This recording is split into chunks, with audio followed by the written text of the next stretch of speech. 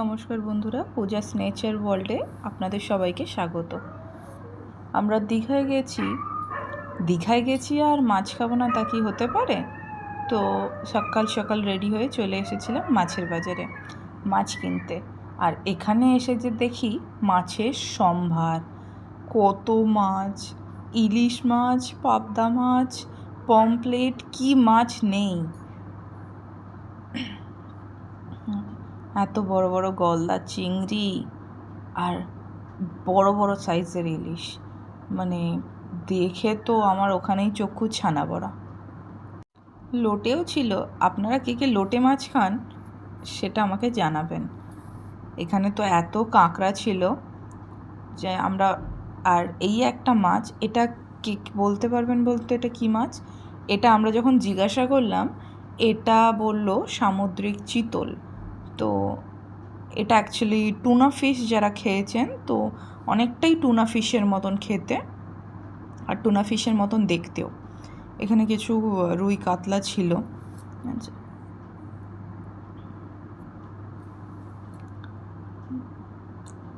পুরো মাছের বাজারটাকে আমরা আস্তে আস্তে পুরো ঘুরে দেখছিলাম। ছোট বড় এক একটা মাছের সাইজ তো কত বড় বড় ছিল। অর্ধেক মাছের তো আমি নামই জানি না। তো আপনারা যদি জেনে থাকেন বলবেন। এখানে কিছু গলদা চিংড়ি ছিল। গলদা চিংড়িগুলোর সাইজ কি বড় বড়!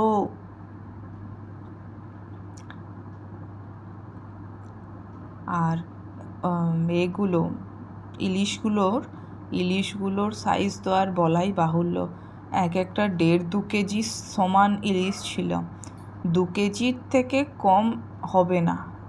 ভিডিওতে খুব ভালো আসছে না সাইজটা, কিন্তু এক একটা 1.5-2 কেজি কম করে, তার বেশি হবে তো কম হবে না।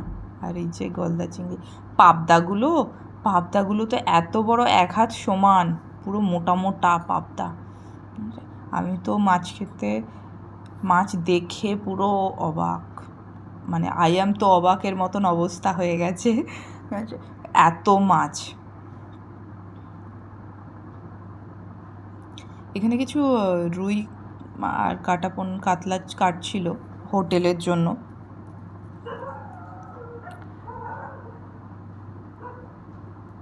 এই যে গলদা চিংড়িগুলো দেখেছেন, নীল নীল দাঁড়া, এত বড় বড়। আর পমফ্লেট কার কার ভালো লাগে জানাবেন আমাকে। আর এই যে চিংড়ি, আমরা পুরো বাজার ভালোভাবে আগে ঘুরলাম, ঘুরে শেষে এই চিংড়িগুলোই আমাদের একটু পছন্দ হলো, যেহেতু আমরা অনেকজন ছিলাম। তো চিংড়িগুলো বেছে কিলোখানেকের মতন আমরা নিয়ে নিয়েছি।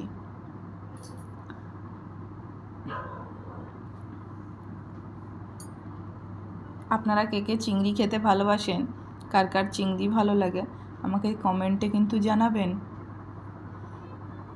এই যে চিংড়ি নিয়ে আমরা চললাম আরও কিছু নিতে। এটা কি বলুন তো? এইটা হলো অক্টোপাস। আপনারা কে কে খেয়েছেন বা কে কে খেতে চান সেটা কিন্তু আমাকে জানাবেন। এটার ওজন ছিল 420 গ্রামের মতন, আর আমার থেকে এটার প্রাইস নিয়েছিল 750 টাকা।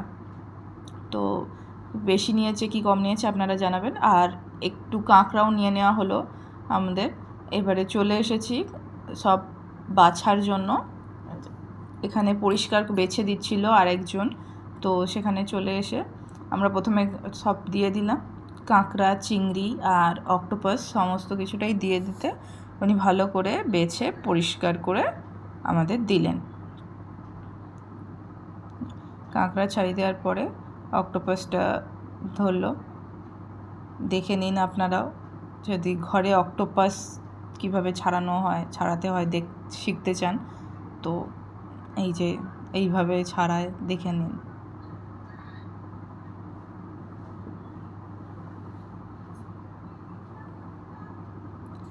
অক্টোপাসটা আমি এর আগে অক্টোপাস খেয়েছি।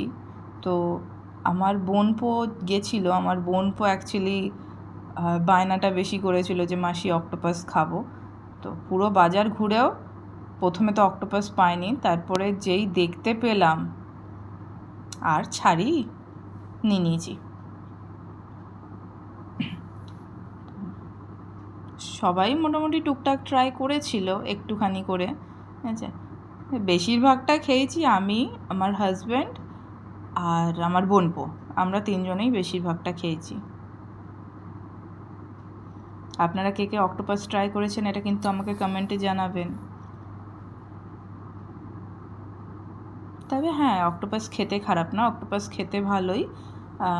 যারা মনে করেন যে অক্টোপাস কীরকম খেতে হবে, ঘৃণা লাগবে নাকি, বাট তাদের জন্য খালি বলছি যে অক্টোপাস অনেকটা চিংড়ি মাছের মতনই খেতে। চিংড়ি মাছকে একটু বেশি ভেজে নিলে যেরকম খেতে লাগে, একটু রাবারি রাবারি টাইপের, তো অক্টোপাস এক্স্যাক্টলি ওই রকম খেতে, আর কোনো এদিক ওদিক নেই, সেম খেতে অক্টোপাস।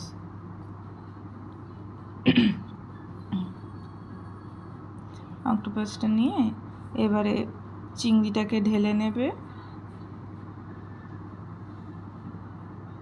চিংড়িটাকে নিয়ে নিল পরিষ্কার করার জন্য।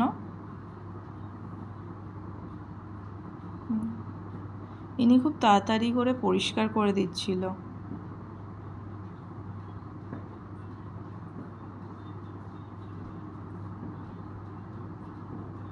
চিংড়ি পরিষ্কার হয়ে গেলে আমরা চিংড়ি, অক্টোপাস আর কাঁকড়া নিয়ে বাড়ির দিকে রওনা দিলাম। আর যাওয়ার পথে একটা জায়গাতেই, ওখানেই সামনাসামনি বাজারের মধ্যে একটা জায়গাতে রান্না করতে দিয়ে আমরা হোটেলের রুমে ব্যাক করলাম। আজকের মতন ভিডিও এখানেই, দেখা হবে পরের কোনো ভিডিওতে। এরকম ভিডিও যদি তোমরা আরও দেখতে চাও তাহলে আমার চ্যানেলটিকে সাবস্ক্রাইব করে বেল আইকন প্রেস করে আমার পাশে থাকবেন। এইভাবেই keep supporting. Tata, bye bye.